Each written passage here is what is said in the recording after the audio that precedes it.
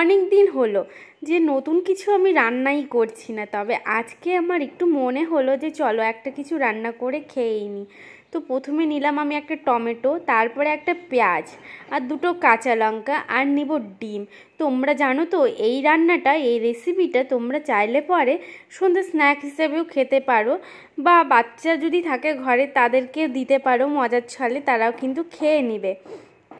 আর যদি ঘরে কেউ আত্মীয় আসে তাহলে পরে তাদেরকেও কিন্তু এটা করে দিতে পারো, ভীষণ টেস্টি খাবারটা। তো চলো আমি এখন পেঁয়াজগুলো কেটে নিচ্ছি কুচি কুচি করে, রসুন কাঁচা লঙ্কা রসুন বলেছি, আর টমেটো সবগুলো কুচি কুচি করে কেটে নিলাম। আর তারপরে একটা বাটির মধ্যে আমি ভালো করে একটু সর্ষের তেল লাগিয়ে নিব। তাহলে তারপরে কি করব বলো তো, ডিমটাকে একটু ভালো করে ফাটাবো। আর ফাটিয়ে এই যে দেখো তেলটাকে আমি একটু ভালো করে বাটিটার গায়ে হাত দিয়ে লাগিয়ে নিচ্ছি, মানে বাটিটাকে এভাবে করে নিচ্ছি। ফোনটা ধরার কেউ ছিল না, এক হাতে ফোন আর এক হাতে তোমাদের সাথে রান্নার রেসিপি শেয়ার করছি।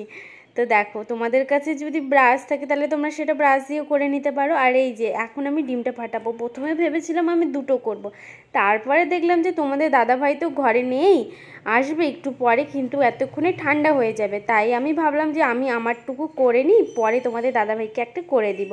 আর এই যে এরপরে আমি এখানটায় অ্যাড করব একটু লবণ আর একটু সামান্য হলুদ গুঁড়ো। তারপরে সেটাকে ভালো করে নাড়িয়ে তারপরে কিন্তু আমি একটা এদিকে ওভেনের মধ্যে বসিয়ে দিয়েছি জল।